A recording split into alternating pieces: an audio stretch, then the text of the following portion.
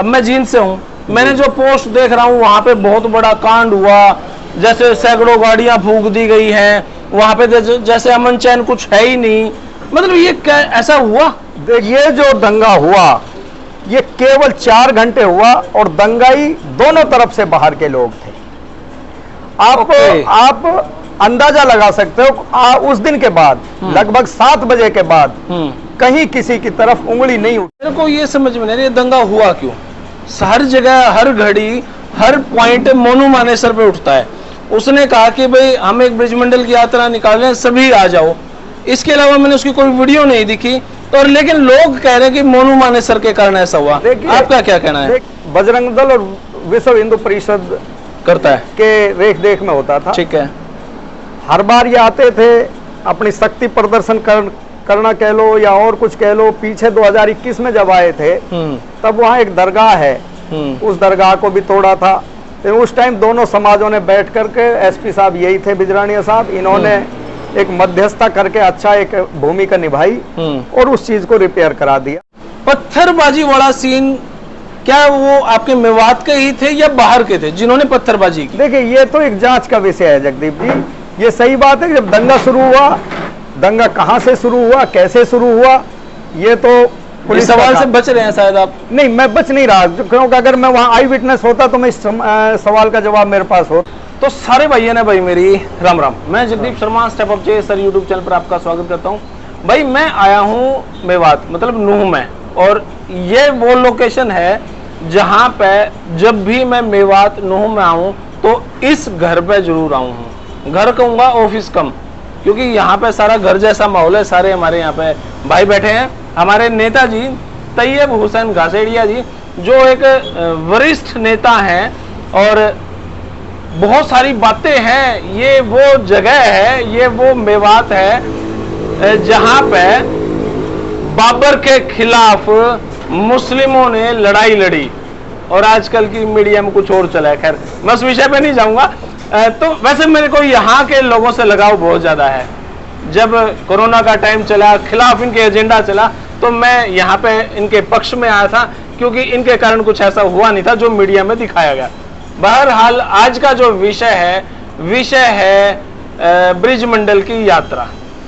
हमारे तैयब हुसैन जी से बात करांगे। मुस्लिम जरूर हैं, लेकिन वेदों की नॉलेज बहुत ज्यादा है। इन्होंने वेद पढ़ रखे हैं सर आपने? बेसिकली आप जैसे लोगों के साथ जब उठना बैठना था जी, ज्ञानी आदमियों के साथ, तो थोड़ा थोड़ा ज्ञान कहीं कहीं से ले लिया, और वो कुछ चीजें ऐसी होती हैं जो दिमाग में रच बस जाती हैं, तो वही चीजें हैं। तो वेदों में कैसा लगा आपने, वेदों के बारे में जो भी पढ़ा आपने? देखिए वेदों में जो सही मायने में जो सनातन धर्म है जी, जो सनातन धर्म को वही जान सकता है जो वेदों को पढ़ेगा। और मेरा मानना यह है कि आजकल लोग वेद नहीं पढ़ते, बल्कि वैसी चीजों पे चलते हैं। कोई सनातन धर्म में एक ईश्वर की पूजा बताई है, एक ईश्वरवाद पर जोर दिया गया है। ओम भूर्भुवः स्वः तत्सवितुर्वरेण्यं भर्गो देवस्य धीमहि धियो यो न प्रचोदयात्। क्या देखो, इसका सही है बिल्कुल। इसका जो मर्म है जी, वो एक ही चीज हमें सिखाता है कि हमें एक ईश्वर की, एक अल्लाह की, एक गॉड की, वो ही पूजनीय है। उसके सिवाय दुनिया में कोई चीज पूजनीय नहीं है।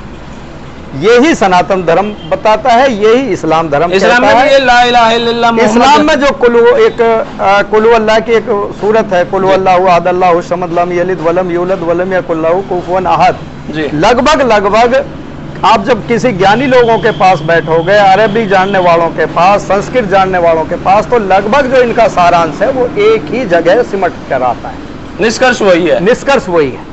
लेकिन आज जो एक एजेंडा, भौतिकतावाद चल रहा है, एजेंडा जो चला हुआ है, उसका धर्म से कहीं दूर दूर तक लेना देना नहीं है, कोई वास्ता नहीं। अब ये एजेंडा बेसिस चल रहे हैं सब। जो ये फर्जी धर्म के ठेकेदार बने हुए हैं, फर्जी देश के देशभक्त बने हुए हैं, ये एक एजेंडे पे काम कर रहे हैं। ना इनको धर्म से कोई वास्ता है, ना इनको देश से कोई वास्ता है, ना इनको देशभक्ति से कोई वास्ता है। मतलब वोटर्स को डिवाइड कर रहे हैं ना। ये 2024 का एजेंडा चल रहा है। ठीक इसी तरह से जिस तरह से अंग्रेजों ने इस देश पर राज करने के एक फार्मूला निकाला जी भाई, किस तरह से भारतीयों को ज्यादा लंबे समय तक राज किया जा सकता है, वही चीजें लगभग आज के राजनीति में बड़ा दुर्भाग्य है इस देश की का कि जिन महापुरुषों ने 20-20 साल की उम्र में भगत सिंह जैसों ने इस देश के लिए कुर्बानियां दी हैं, लोग फांसियों पर लटके हैं, तो उन्होंने शायद सपने में भी ये नहीं सोचा होगा कि हम जिस देश के लिए कुर्बानी दे रहे हैं और उसके लोकतंत्र में इस तरह की दीमक लगेगी जो इस लोकतंत्र को खोखला करने का काम करेगी। लेकिन मुझे फख्र भी है इस बात को कहते हुए, जब तक आप जैसे लोग बैठे हुए हैं और काफी सारे लोग ऐसे हैं जो इस चीज को समझ रहे हैं और उनको एजेंडे को नाकामयाब भी किया है, असफल भी किया है जी। और जब तक सेकुलर किस्म के बहुसंख्यक लोगों में जब तक सेकुलर किस्म के लोग आप जैसे सोच के लोग बैठे हैं, तब तक हमें उम्मीद और भरोसा है कि हमारे देश का जो लोकतंत्र है वो अक्षुण्ण रहेगा और निरंतर प्रभावी रहेगा। जी, मैं ये जानना चाहता हूँ, जो अभी वो मामला इतना बड़ा प्रकरण हुआ जी, मैंने आपकी एक पोस्ट देखी, आपकी फोटो देखी, आप शायद डीसी साहब से मिल रहे थे, 3-4 जने थे आप और बात कर रहे थे भी अमन चैन कायम रहे, इस पे कुछ किया जाए। मैंने आपकी पोस्ट देखी तो फिर मैंने सोचा आपसे मिला जाए। हम जो अब मैं जींद से हूँ, मैंने जो पोस्ट देख रहा हूँ वहां पे बहुत बड़ा कांड हुआ, जैसे सैकड़ों गाड़ियां फूंक दी गई हैं वहां पे, जैसे अमन चैन कुछ है ही नहीं। मतलब ये क्या ऐसा हुआ? देखिए जगदीप जी, जिस तरह वो कहते हैं ना, आंधी की तरह है और तूफान की तरह चला गया। तो ये जो दंगा हुआ ये केवल 4 घंटे हुआ और दंगाई दोनों तरफ से बाहर के लोग थे। आप अंदाजा लगा सकते हो, उस दिन के बाद लगभग 7 बजे के बाद कहीं किसी की तरफ उंगली नहीं उठी। अगर ये सामुदायिक दंगा होता, लोकल दंगा होता, धार्मिक उन्माद का दंगा होता, तो मेवात के हर गांव में हमारे भाई माइनॉरिटी में काफी हैं अपने हिंदू धर्म के मानने वाले, लेकिन मजाल है कहीं किसी की तरफ उंगली भी किसी ने उठाई हो। मंदिर, कई गांवों में मंदिर हैं, भव्य मंदिर हैं, मजाल है किसी मंदिर की तरफ भी किसी ने देखा हो। तो अगर ये दंगा धार्मिक दंगा होता, हमारा लोकल दंगा होता, तो जाहिर सी बात है दंगे की आग इतनी जल्दी नहीं बुझती। वो चंद घंटों का ये खेल रहा, दंगा ही अपना काम करके यहां से चले गए और अब मेवात की जनता को उसका भुगतान करना पड़ रहा है। देखो भाई, मैं जब मेवात पहली बार आया तो यहाँ पे बहुत सारे चौंकाने वाली बातें मेरे को सुनने को मिली। बातें क्या थी कि जी यहाँ पे जब होली दिवाली होता है तो हमारे बच्चे भी राम बनते हैं, हमारे बच्चे कृष्ण बनते हैं, हमारे बच्चे सीता बनती है, और वो छोटे छोटे जो कार्यक्रमों में पार्टिसिपेट करते हैं। उन्होंने फोटोज भी दिखाई, तो बड़ा खुश हुआ ये सुन के। जो रिजिड वाला नेचर है ना, बिल्कुल कट्टरवाद वाला नेचर यहाँ पे नहीं था। अब तैयब साहब ने बताया कि दंगे करने वाले और करवाने वाले दोनों ही बाहर से थे, लेकिन जो भुगतान है वो आज मेवातियों को भुगतना पड़ रहा है। अब वो कैसे भुगतना पड़ रहा है, आप थोड़ा सा बताओ इस बारे में। देखिए, जब दंगे होते हैं तो शासन प्रशासन अपनी कार्रवाई करता है जी, और अब जो कार्रवाई हो रही है उस दंगे के आड़ में कुछ बेकसूर लोग भी जेल में जा रहे हैं। लेकिन इसमें एक राहत की बात ये रही, जो हमारे एसपी साहब हैं जी, बिजरानिया साहब वो सख्त हैं और उन्होंने कुछ हद तक दोनों तरफ से कंट्रोल इस चीज पे किया है। जो असली खेल होना था, जो एक सोच थी, वो जो साजिश थी, वो नाकामयाब हुई है। और इसमें हमारे दोनों समाजों का इसमें बहुत बड़ा योगदान रहा है। हमारे आसपास जो अपने हिंदू भाई हैं, उन्होंने सभी ने एक सांप्रदायिक सौहार्द की एक मिसाल कायम की है। हमारे यहाँ आसपास छोटी मोटी घटनाओं को छोड़ करके, जैसे पलवल में, होडल में, और इमीडिएट रिएक्शन हुआ था, रिटलेशन हुआ था गुड़गांव में, और वो फिर जो सेकुलर सोच के लोग थे वो तुरंत उसके खिलाफ खड़े हुए और उस चीज को आगे फैलने से रोकने में एक अहम भूमिका निभाई।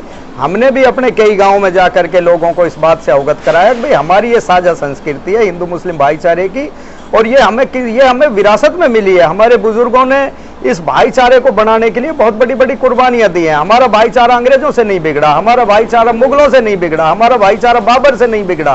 तो आज ये भाड़े के लोग हमारे भाईचारे को नहीं बिगाड़ सकते।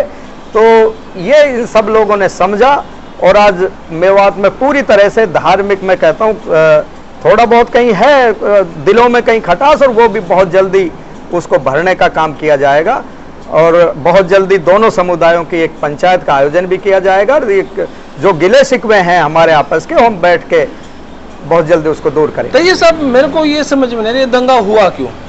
हर जगह, हर घड़ी, हर पॉइंट मोनू मानेसर पे उठता है।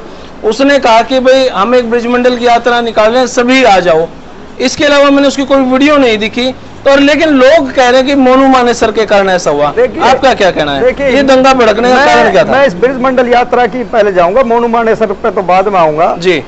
पिछले 4-5 सालों से अब ब्रिजमंडल यात्रा ये शुरू की, मेवात के सारे मंदिरों के दर्शन करने का एक सिलसिला शुरू किया। अच्छी बात है, करने चाहिए, धार्मिक स्थल है जी। और उसका आयोजन बजरंग दल और विश्व हिंदू परिषद करता है के रेख देख में होता था। ठीक है। हर बार ये आते थे, अपनी शक्ति प्रदर्शन करना कह लो या और कुछ कह लो। पीछे 2021 में जब आए थे तब वहाँ एक दरगाह है, उस दरगाह को भी तोड़ा था। तो उस टाइम दोनों समाजों ने बैठ करके, एसपी साहब यही थे बिजरानिया साहब, इन्होंने एक मध्यस्थता करके अच्छा एक भूमिका निभाई और उस चीज को रिपेयर करा दिया। क्योंकि इनका एजेंडा धार्मिक कम, उन्मादी ज्यादा होता है। मेवात की जनता किसी यात्रा के, किसी भी धार्मिक यात्रा के खिलाफ कतई खिलाफ नहीं है। हम तो पलक पावड़े बिछाते हैं, बशर्ते कि वो धार्मिक यात्रा भक्ति भाव से हो, ना कि उन्मादी भाव से। उन्मादी भाव से। अभी मैं आपको बताऊं, हमारे यहाँ बिरज 84 की हमेशा से सदियों से यात्रा चली आ रही है, बांके बिहारी जी की, और वो 84 कोस में लगभग आधा मेवात कवर होता है। ठीक है। बिरज में जैसे हम, और बहुत बड़े बड़े मेव मुस्लिम बहुल गांव आते हैं, और प्रत्यक्ष को प्रमाण की जरूरत नहीं है, आप देख सकते हैं वहां जाके। और जो यात्री हैं, जो श्रद्धालु हैं, आप उनसे पूछ भी सकते हैं। हर साल हर गांव में मेडिकल कैंप लगाया जाता है, नाश्ते का किया जाता है, और उनके उठने बैठने का हर तरह की सुविधा जितना बढ़ पाता है लोग करते हैं। तो इससे ये साबित होता है कि हम धार्मिक यात्रा के खिलाफ नहीं है, लेकिन जो इरादा उनका जो एक उन्माद फैलाने का है, वो न मेजोरिटी के लिए ठीक है, न माइनॉरिटी के लिए ठीक है। ये एक इंसानियत के लिए, हमारे देश के लोकतंत्र के लिए खतरा है। हम तो आज भी कहते हैं आप धार्मिक यात्रा निकालिए, मंदिर में हम भी आपके साथ चलेंगे, मंदिर में हम भी दर्शन करेंगे, आप भक्ति भाव से आइए। हमारा लोकल हिंदू है, खूब भगत है, खूब भगवान को मानने वाला है, आप आइए, किसने रोका है? हम तो स्वागत करेंगे, पलक पावड़ा बिछाएंगे। देखो, लेकिन कोई आदमी ये सोच के वो गलत हो जाता है ना उसका। और फिर मेवात की जनता ने तो उसको भी नहीं रोका, हर बार सहन करते हैं, आगे भी सहन किया, पहले भी सहन किया था। लेकिन कई बार जब चीजें, अब बिट्टू बजरंगी है, उसने एक दिन पहले एक चैलेंज में तुम्हारा जी जा रहा है, वो आपने सुना भी होगा, देखा भी होगा। बजरंगी ने ऐसा कहा है। हाँ, वो तो सारा सोशल उस पर भी चला है। जी जी। तो ये इस तरह की चीजें नहीं होनी चाहिए। एक इसमें संजीदा लोगों को आगे आके उस चीज का विरोध करना चाहिए था। और मैं तो धन्यवादी हूँ, हमारे कुछ जो समझदार लोग हैं, जो सेकुलर लोग हैं, जो देश से वाकई जो देशभक्त जिनको कह सकते हैं, और जिनके बुजुर्गों ने इस देश की आजादी के लिए कुर्बानियां दी हैं, वही आजादी का महत्व जानते हैं। आज उन्होंने इस चीज का प्रतिकार किया, उनका विरोध किया।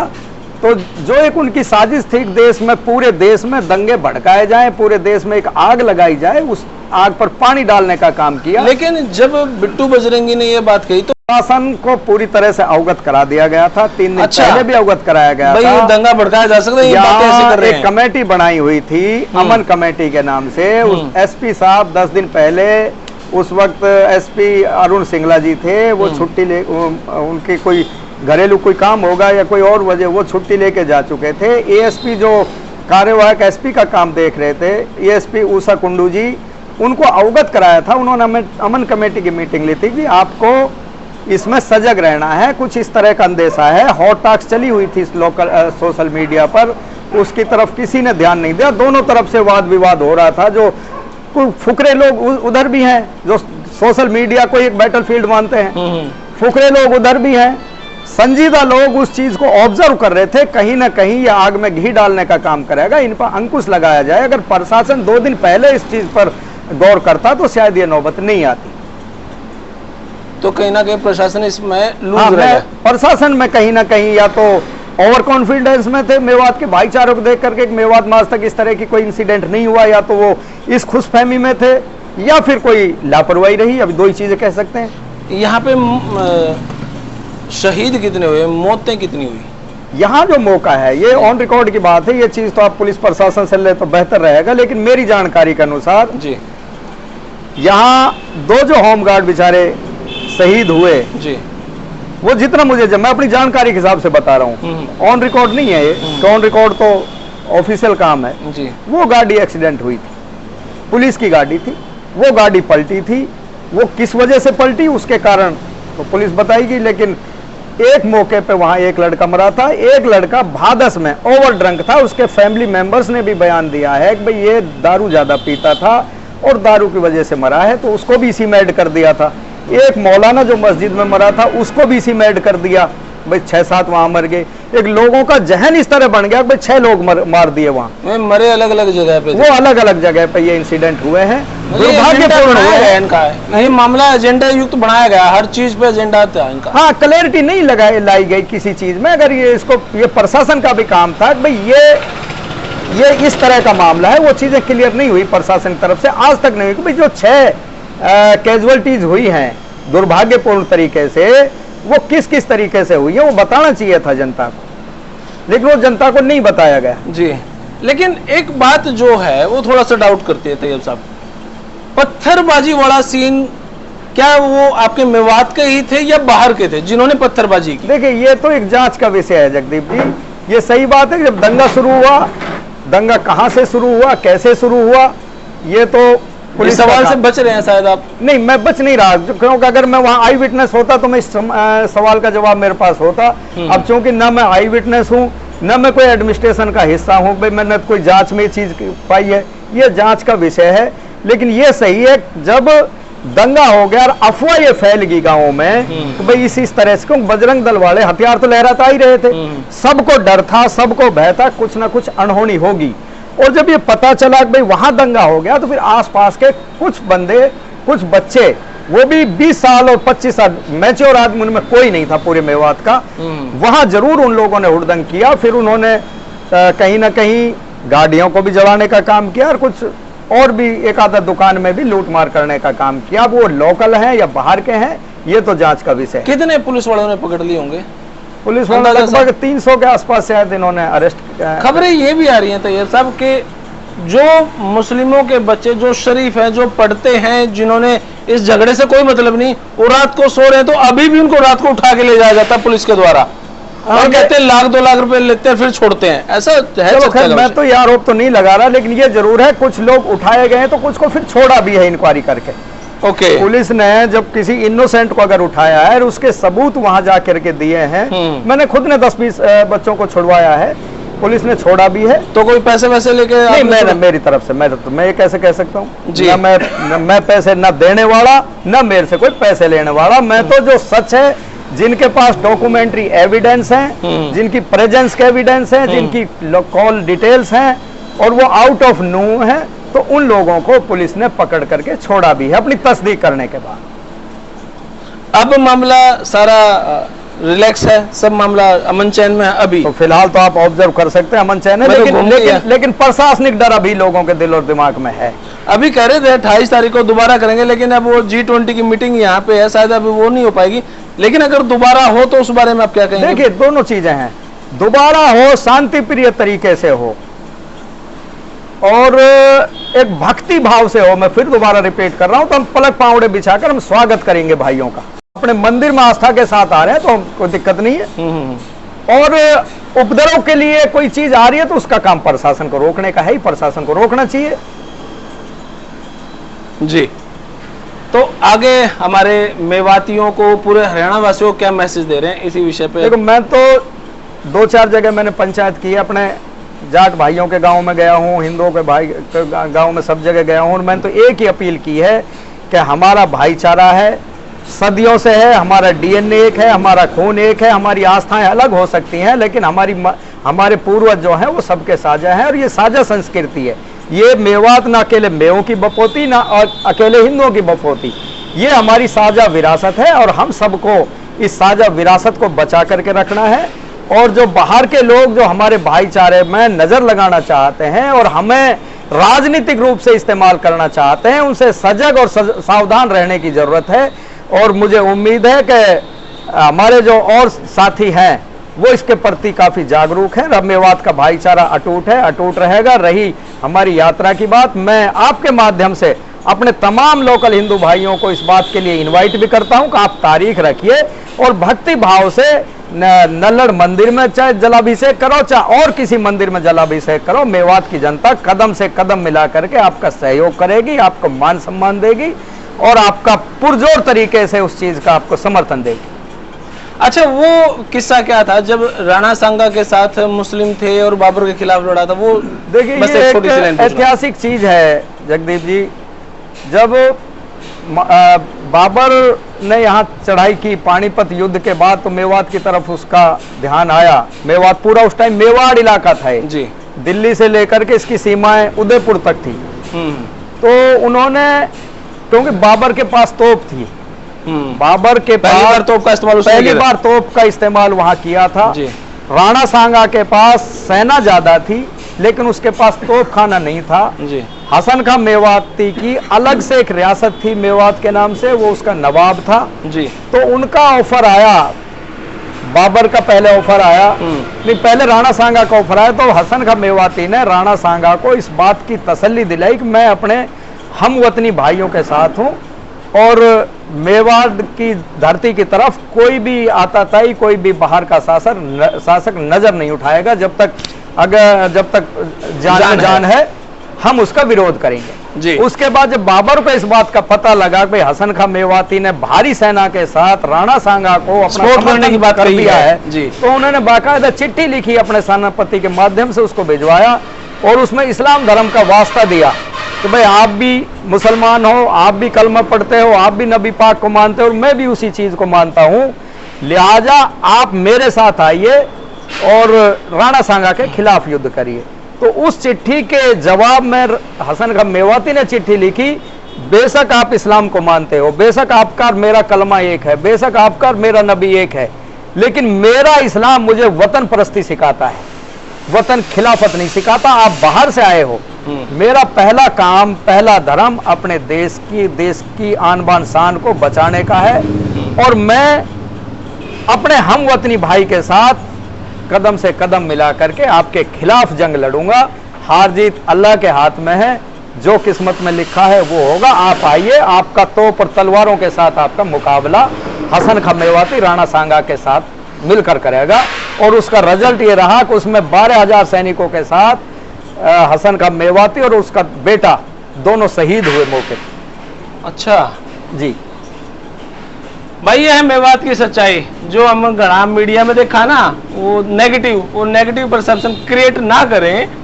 मेवाती हमारे भाई हैं और भाई यहाँ पे बैठ के और मजा आवा है और सब भाईचारा ही है, पीसफुल एरिया है, कभी लड़ाई झगड़ा नहीं होया।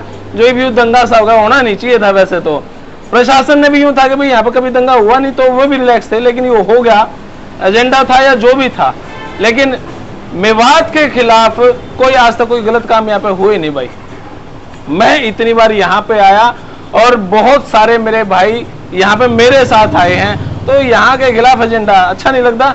ये सारे भाई हैं और सारे मिलकर रहे हैं, भाईचारा अमन चैन यहाँ पे कायम है, तो एजेंडा ना फैलाओ यार।